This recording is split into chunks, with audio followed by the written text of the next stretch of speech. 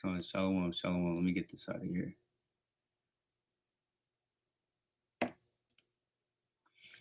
Shalom. How about Shimei Shabrakatha? Everybody in the chat. Come on, like, share, and subscribe. Turn this music off. All right, Yahweh Shimei Shabrakatha. We give all praise to the Most High first and foremost. Through Yahweh Shimei Shai. Come on. I want to give all praise to the Most High and just say Thawarah. Thank you, everybody is coming in. And this is another Thawarah Thursday coming live. The Pakia Dawada. We're going to bring out this Bell and the Dragon. This is another part of the Apocrypha series. You know, we have the playlist in the channel Thawarah Thursday, past two, I believe. Yeah, past two. This will be the third one that has been the Apocrypha series. You know, we came into a recent amount of shorter books that went back to back to back. So we're going to get them in these Thawarah Thursdays and feed the sheep, feed the people. And for anyone that might have not heard of the Apocrypha or these books, like I said, go into the series. First one in the series is just a breakdown of the Apocrypha, what it is, and where it comes from, why it was taken out, and more history on it. So now, this is the history of the destruction of Bel and the dragon. It is only one chapter, 42 verses, but we're going to precept it up. We're going to read through it together, and we're going to get some history on it first. So now, when you hear about Bel and the dragon, you can recall to the video and remember what this book is about. Last week, we did the history of Susanna. Week before that, we did the Song of the Three Holy Children, or the Prayer of Azariah. And then before that, we did Baruch. But Baruch was its own Apocrypha. So like, yeah, it wasn't, I don't believe Baruch was alive. It may have been, but that would have been 4 weeks ago. We have history of Susanna, the last one, if you want to check that out. Now let's get into the Bel and the Dragon. Come on. So before we get to Bel and the Dragon, let me come here and share screen. Let me share real quick. Okay, come on. Here we go. Read this right here, window, tab. Okay, come on. Yep, just like that. All right, so you have Bell and the Dragon. It says KJV. You can find it in the 1611 King James Version and throughout the Apocrypha, but let's get some history real quick. So before we come here, I do have a little bit of history on it. So, Bell and the Dragon, right here, a quick little timeline. It's an apocryphal book, meaning it was put place in the Apocrypha by the Protestants or the not the Catholic, the Protestants, Protestant Church, late 1800s, when they started composing the Apocrypha and taking books out of the King James Version Bible and coming to their own translations and all these type of things. But it's likely written between the 3rd and 1st centuries BCE, before the Common Era. What is attributed to it, likely between the 3rd and 1st century BC. It's another chapter to the book of Daniel. So the Bell and the Dragon could also be chapter 14 of the book of Daniel. It is its own chapter. It's one, like we see right here, chapter 1. It is only one chapter. It's only so many verses, but there's so much in here. Now, before we go in it can also be found in Catholic and Orthodox canons, meaning you can find it in a lot of Catholic and Orthodox Bibles, because they did not remove parts of the Bible like the Apocrypha when it comes to the Apocrypha, but the Protestant canons, it was taken out by the Protestant Church. So that's why you may have not seen it. It was placed in the Apocrypha, and it's part of this Apocrypha series. As we come near the end, after this, we'll be getting one more smaller book or chapter. It is the Prayer of Manasseh. And then after that, we're going to get into some very meaty books. It's First Maccabees. Yep, First Maccabees. And then right after that, Second Maccabees. Back to back to close out the Apocrypha. So now, it's Salakia. So it has 2 parts to it. Although it's one chapter, this book has 2 parts. The title, Bell and the Dragon, the first part is about Bell. Second part of the dragon that was being worshipped, the Babylonians. 2 idols. The theme of this book is idolatry and faith. So the theme of this book, let me stop sharing real quick before we go into it. It's idolatry. And Daniel in a captivity going against the idolatry of the captivity he's in. Just like now how we might have idolatry all throughout the world. We're placed in the 4 corners, but especially in the United States of America, there's a lot of imagery, idolatry, even when it comes to an athlete or a celebrity, putting them before God. Idolatry. Now, let me get right here. The part 1 speaks on Bel, and the deception from how the Babylonian king honors him, and how they go into feeding it a massive amount of food and wine daily, and they believe, and then they come to believe that he's actually eating and all these type of things. And once we get to that part, I'm going to have some precepts from the Wisdom of Solomon, because then you get into Daniel's investigation. And remember, this is back-to-back books on Daniel. Last week, if you listen, when we did Susanna, in Susanna, Daniel was an investigator. Remember, he investigated the 2 elders that lied. This is the spirit the Lord put on him. He investigated the 2 elders that lied from a young youth. In this book, he investigates how the dragon is, or the Bell and the dragon, how they're eating. because he knows they're not. He knows he has faith in God from the jump, all the way from the beginning, um, from a young youth. He knows how to investigate some lies. Daniel knows how to pull some lies out and expose them. So that's what he did with the elders, and that's what he does here. See, then it was two elders. Here it's two idols. He's investigating, and we're gonna read it. We're just gonna read the whole book together as we precept it up. I recommend anybody to go listen to it or read it on your own if you got the time. You can read this thing, you know, in 15, 20 minutes, honestly. But we're gonna read it slow roasted and give it its respect. But yeah, the theme of this is idolatry and how Daniel just has an investigative spirit. He's not quick to just believe something, especially with these idols, especially with the two elders that were putting lies on Susanna. And Shalom Kanawa, Yahweh Shemiyah Shabrakatah, Shalom. So now, let's share. Let's share right here. Let's go right here. Slovakia. I don't know why it's erased so slow. Bell and the Dragon. PWA. Slovakia. History.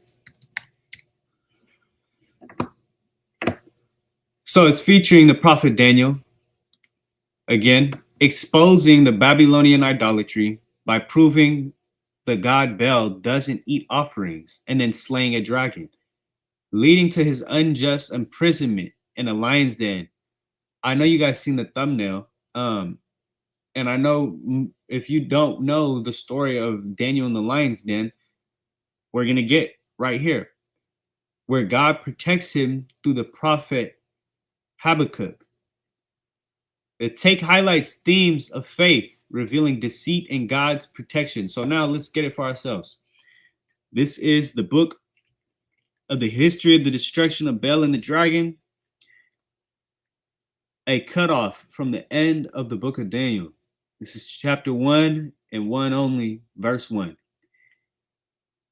Starting, and King Astyages was gathered to his fathers, and Cyrus of Persia received his kingdom. So we know time period. And Daniel conversed with the king and was honored above all his friends. Remember, he had been given the honor of an elder from a youth. So it checks out. Remember in Susanna, it said he had been given the honor of an elder from a youth. And the honor above all his friends. Now the Babylonians had an idol, not surprising, called Bel, and there were spent upon him every day 12 great measures of fine flour and 40 sheep and 6 vessels of wine. And the king worshipped it and went daily to adore it. But Daniel worshipped his own God. And the king said unto him, why dost thou not worship Bel? So the king didn't understand why you don't worship Bel. He worships his own God in this captivity. Why don't you worship Bel, who actually eats, and you can see him, and you can see him eat, and all these type of things? That's the Babylonian king's mindset. He's actually believing this statue is eating. And who answered and said, because I may not worship idols made with hands, but the living God who hath created the heaven and the earth, and has sovereignty over all flesh. Where do you think Daniel is getting that understanding from? From the Lord. He's not just coming with his own opinion on why he doesn't worship, but why he doesn't worship because of what the Lord said. It's the wisdom of Solomon, chapter 14, starting at verse 12.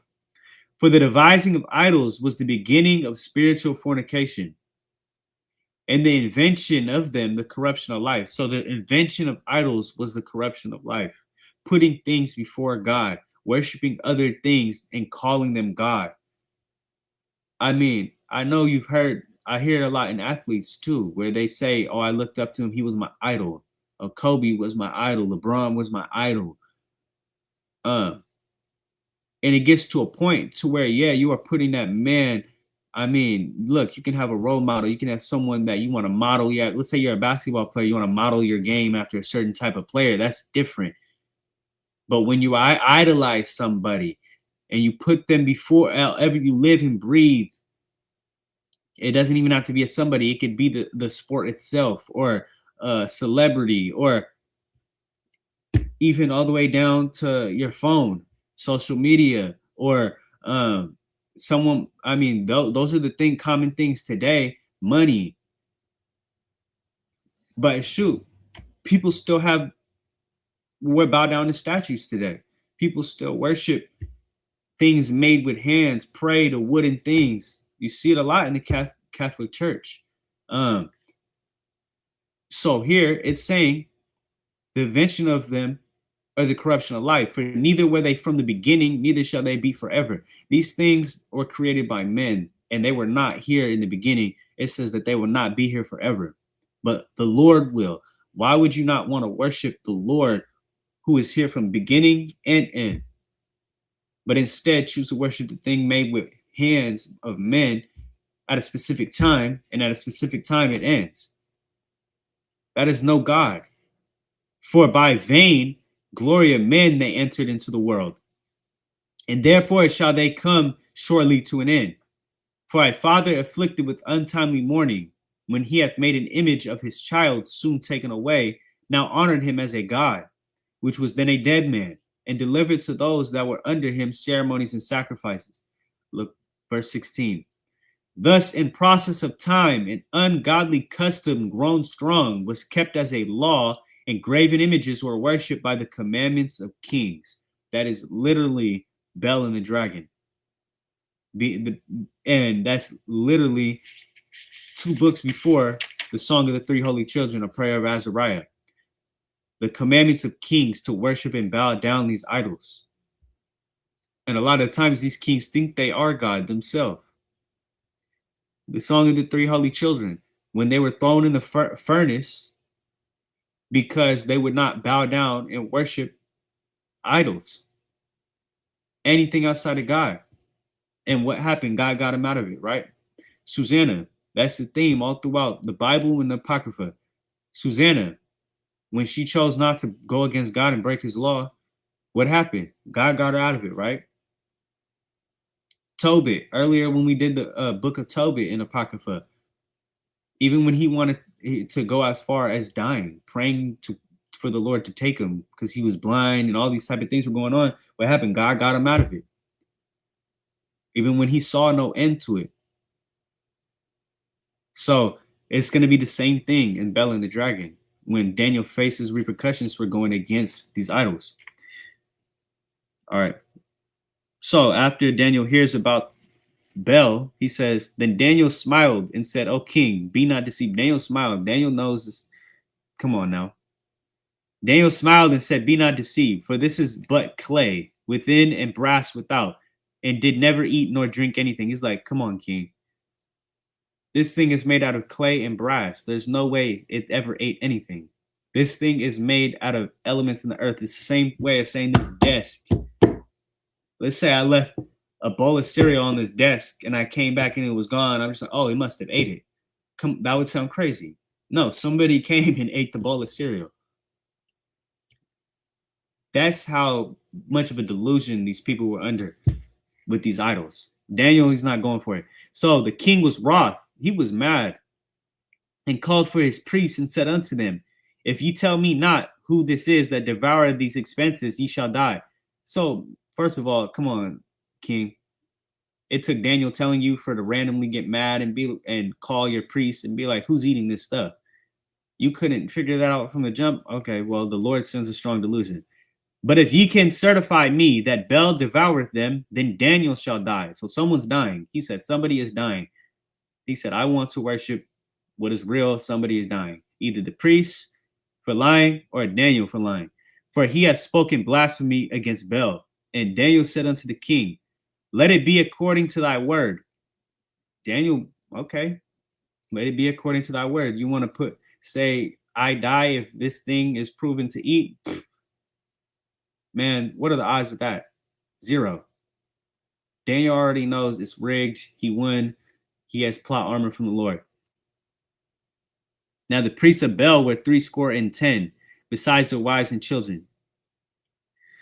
And the king went with Daniel into the temple of Baal.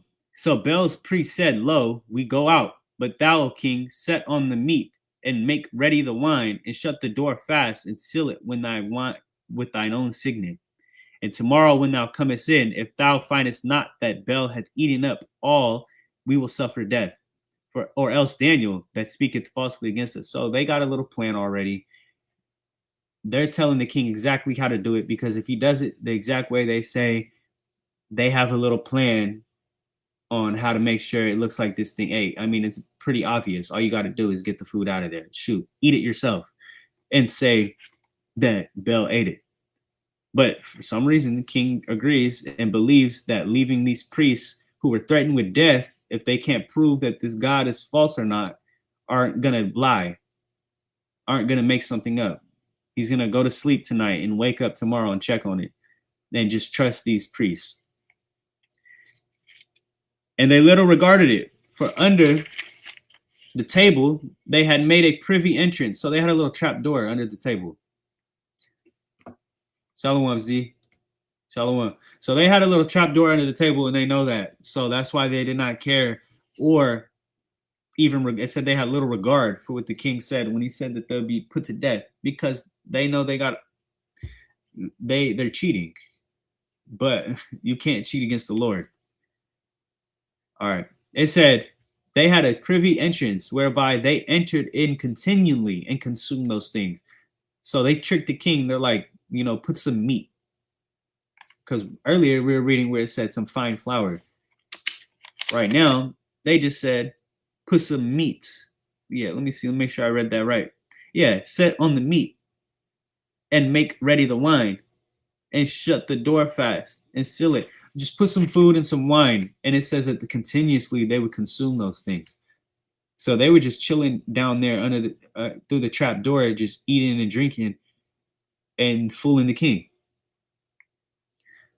Okay, so when they were gone forth, the king set meats before Baal. Now Daniel had commanded his servants to bring ashes. And those, so here's Daniel with his being Batman and a detective, thinking outside the box, just like how he did with the 2 elders and Susanna. Here he is setting up these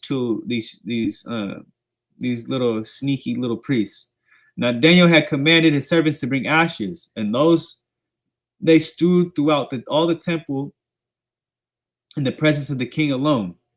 So he told them to get some ashes and spread it all throughout the floor, because what's going to happen when these little priests come sneaking through? It's going to leave footprints all over the place.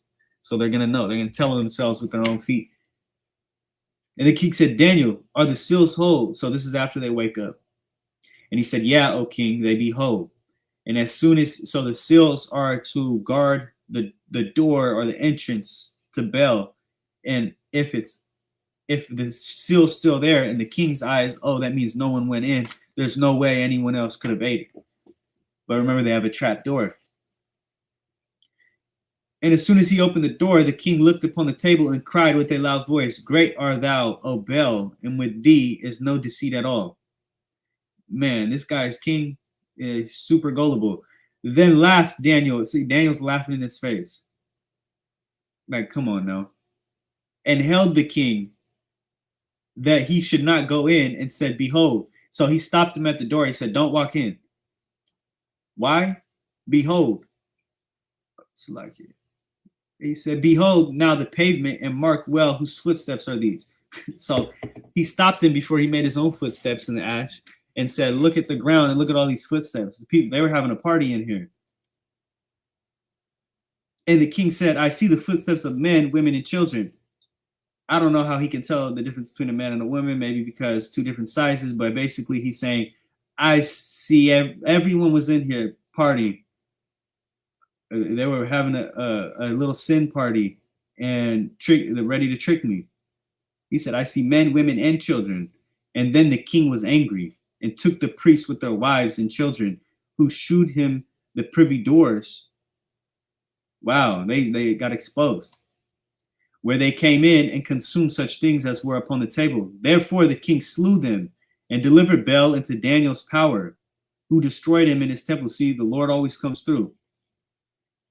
He always comes through. They were delivered into Daniel's hand. But the thing is, as we get to the second part, we see that the Lord comes through measure, because this ain't done yet.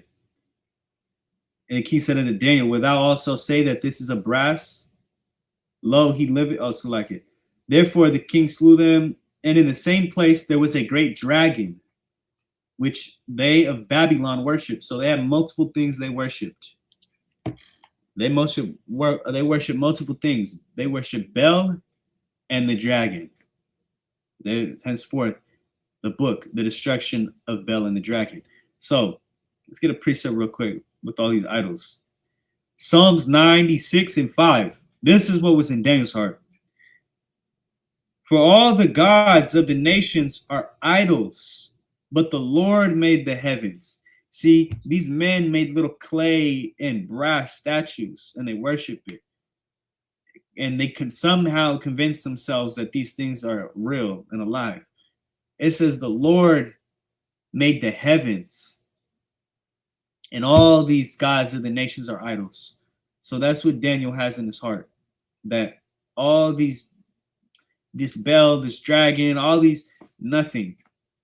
The Lord made the heavens. So when I get thrown in the lion's den, it's best believe the Lord made the lions too. So Daniel is not worried, just like the Lord made the fire with the three in the fire. Daniel knows already. Just like the Lord created man and women to be able to tell who wasn't a seed of Judah from those elders. The Lord put that spirit on him. So now, as he exposed one of his false gods, he wants Daniel to come look at the other one. There was a great dragon, which they of Babylon worship. And the king said unto Daniel, wilt thou also say that this is of brass? Lo, he liveth, he eateth and drinketh. Man, you just seen how they played you with the first one, that he eateth and drinketh. And here he goes believing that this idol is eating and drinking too. But give me leave. And then said Daniel unto the king, I will worship the Lord my God, for he is the living God. All praises. I see we have a precept. This is the book of Isaiah 42 and 17 in the GNT. All who trust in idols, who call images their gods, will be humiliated and disgraced. Come on. He got humiliated when he walked in and seen all the footsteps. So bad that he killed them. No witnesses to my humiliation. Only Daniel. And it says all who trust in idols. There's no one that's going to slip by. It says this is all who trust in idols. No one's going to slip under the radar trusting an idol and get by. No, the Lord doesn't play with idols, because idols, we just read earlier in Wisdom of Solomon, leads to corruption. And when you're corrupted, the law is supposed to cleanse us and clean us. If you're corrupted, then you're not keeping the law. You don't have a clean inner cup or outer cup. Like those idols, they lead to corruption because you're chasing after something else outside of the Lord. Jonah 2 and 8. Those who worship worthless idols have abandoned their loyalty to you. See, look, worthless. These idols are worthless. They are made of wood and stone and brass and clay, the things of the earth, literally the things that the Lord created.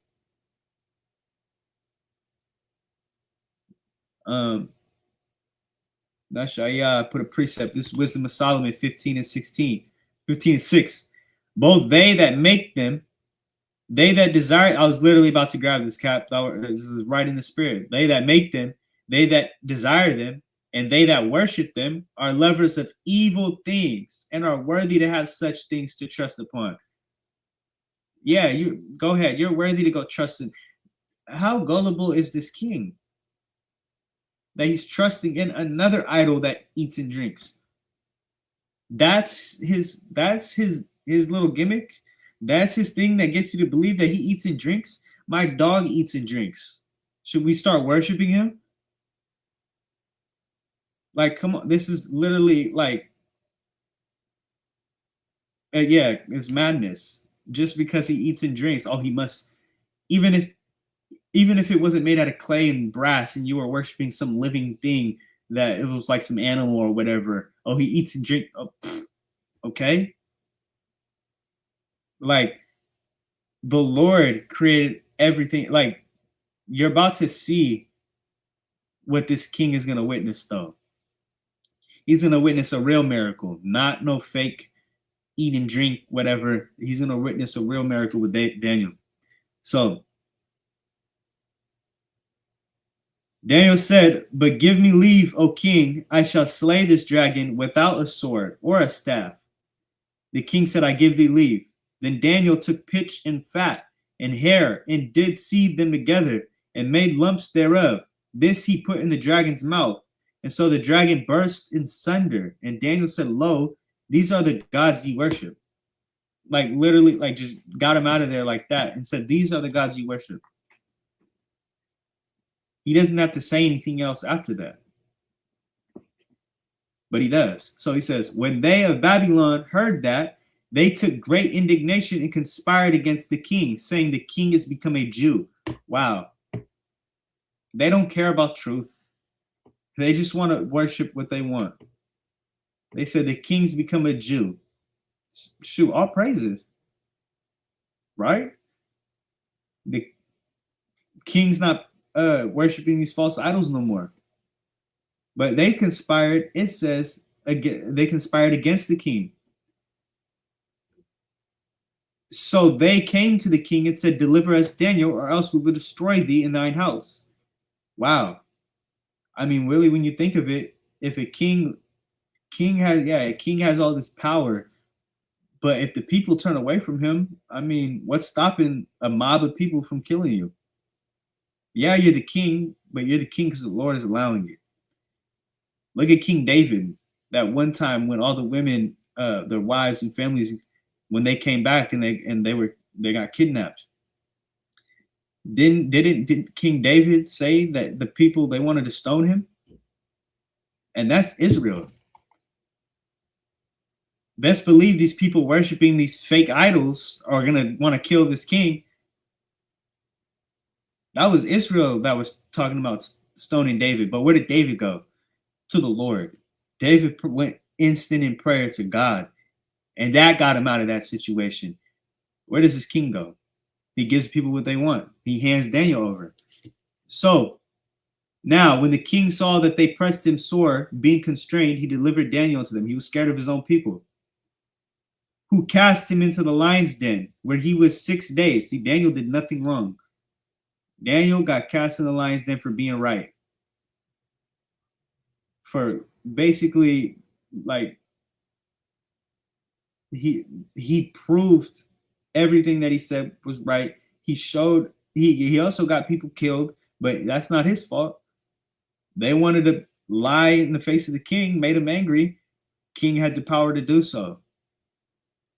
So as he's in the lion's den, 6 days, and in the den there were 7 lions, and they had given them every day 2 carcasses and 2 sheep, which then were not given to them, to the intent they might devour Daniel. So he said, "We're not given to them."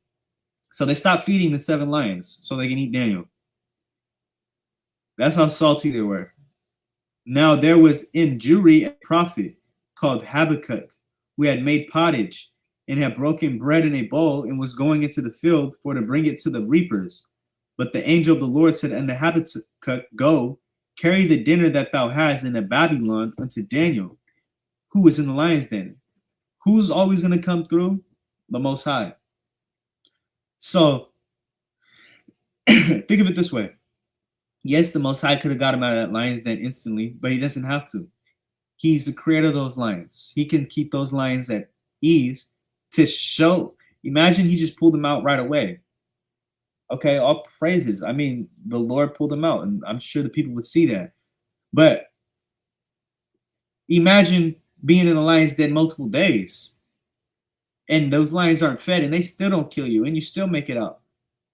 There's no denying that of the Lord. That's what the Lord was doing. So he's bringing him food to keep Daniel going and keeping the lions at ease.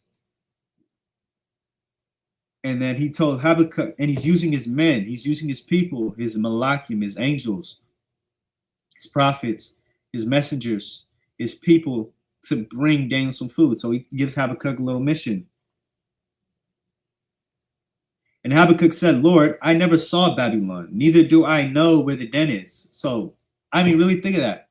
There's no internet. There's no Google Maps. If he's never been there and never saw it, he don't know how to get there. But the Lord.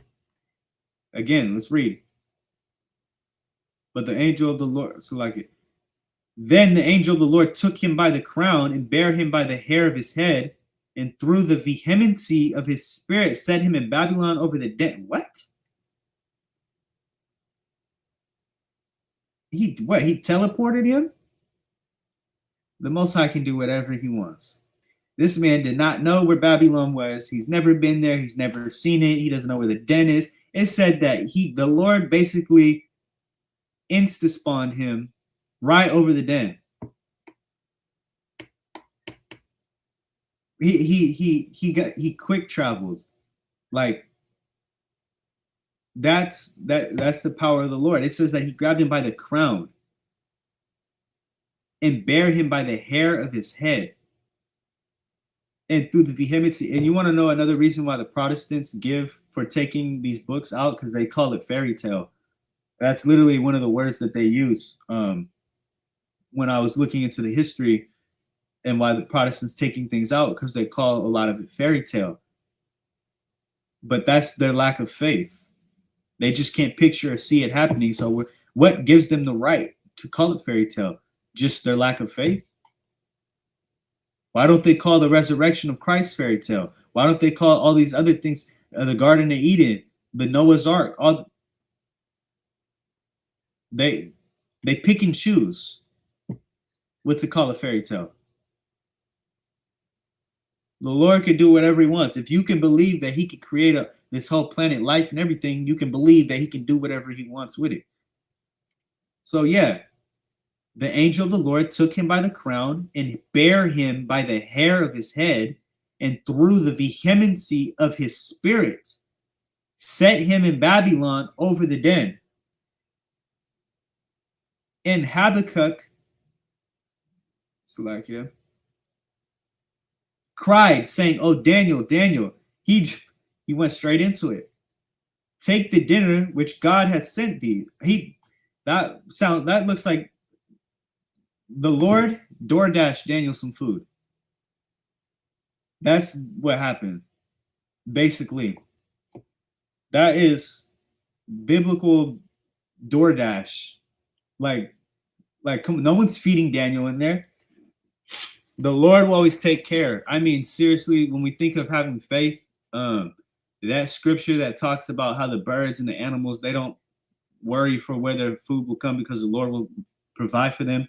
How much more are you than the animals? That is literally this verse. Daniel was in that lion's den, hungry. He's around a bunch of lions. But knowing Daniel's spirit, he probably has no fear at all. Shalom to the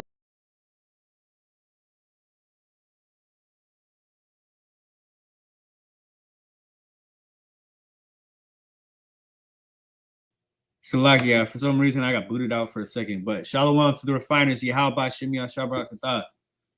Let me just put a big stream.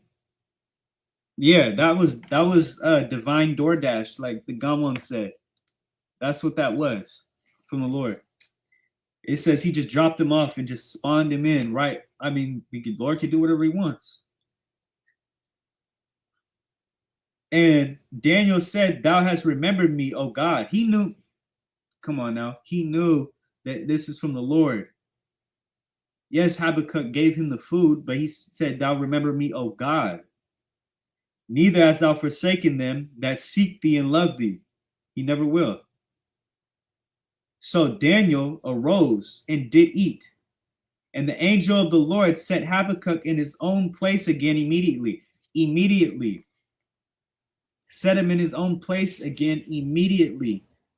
He didn't send him on a horse or a wagon for multiple. No, immediately he was in and out. Like Gamon said, literally like a DoorDash, like in and out. Just the Lord flexing his power and blowing our minds again. It says he took him home immediately. Upon the 7th day, the king went to bewail Daniel. And when he came to the den, he looked in, and behold, Daniel was sitting. Then cried the king with a. So he went. He thought Daniel was going to be dead by this point. He goes, and Daniel's just chilling in there with the lions. Then cried the king with a loud voice, saying, "Great art thou, O Lord God of Daniel." Wow. I mean, earlier didn't we read where the people got mad at the king, saying he's become a Jew? Well, shoot, who wouldn't want to be one? Who wouldn't want to be one after seeing this? Besides that, it's not about being a Jew. Who wouldn't want to worship the Lord God of Daniel? That's what he said. "O Lord, God of Daniel, and there is none other beside thee." He's seen enough. He saw his 2 idols get destroyed, and he saw Daniel chilling with lions for 7 days. Who even knows? It doesn't mention whether or not he saw the spiritual DoorDash. It doesn't say that he saw that. He had saw enough, and he drew him out and cast those that were the cause of his destruction into the den, and they were devoured in a moment before its devoured in a moment before his face. They were just waiting. Those lions were just waiting for those people to be cast in. They didn't want Daniel. That's how the Lord works. And Shalom, sis Yati, Yahabashim Yashabrakata. That's how the Lord works. Those lions were hungry. It's been 7 days they haven't ate. They had to fast a little bit, but it said they devoured those people the moment they were thrown in there. And once again, Daniel makes it out and amazes people through the Lord because he never lost faith ever. That is Bell and the Dragon. I gave you guys, we went through some history. We read it and gave a summary, but mainly we read the whole thing. Next week, we will be doing the prayer of Manasseh, king of Judah, which is the shortest one in the Apocrypha. It is 1 chapter, and it doesn't even give numbers for verses. It's a prayer, but we're gonna deep dive into this prayer, get the history of it, precept it up, and add on to the spirit that's in the prayer of Manasseh. And then after that, there's gonna be a little break, but we're gonna get the first book of Maccabees. There's a lot of history and a lot of meat in that, so that one there's probably gonna be a good little break before we come back to this Apocrypha series. But it'll be ready, and it'll be meaty. So with that, I want to give all praise to the Most High. Say Yahweh Ba'Shem Yashar Barakatah and Shalom Mashpakah, Most High willing. See you on the next Thawarah Thursday, but also see you this Shabbat for the 4:30 class. So with that, I say Shalom. Let's close it out with some music. And we give all praises to the Most High.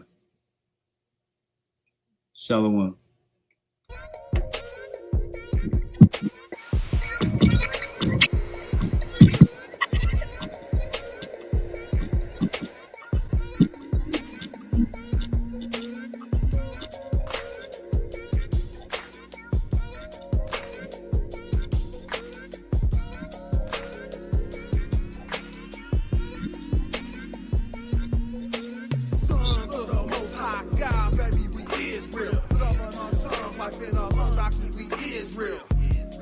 Chastised by Yahweh, our power, that's Israel.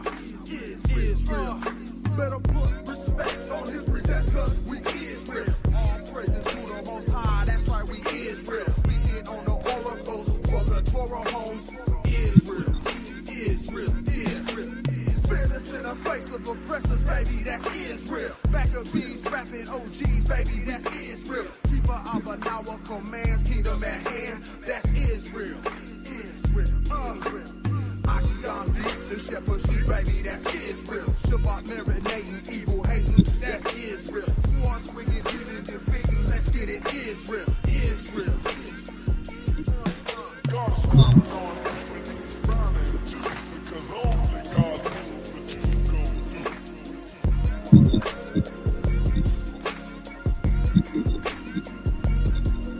God is smiling on you when he's frowning too, because only God knows what you go through.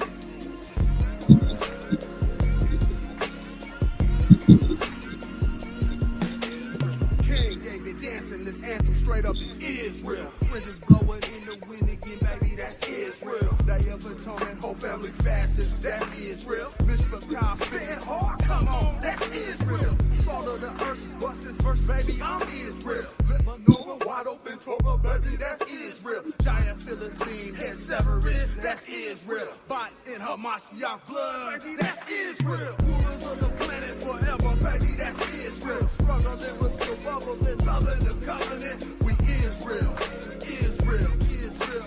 Rebuking synagogue of Satan, baby, we Israel. Elohim with the Red Sea, baby, that's Israel. Bring down the walls of Jericho, baby, Israel, Israel, Israel. That's right. God is smiling on you when he's frowning too, because only God knows what you go through.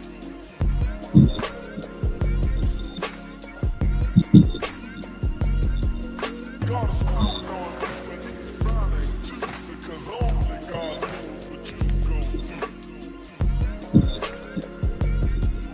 Shalom, my guy.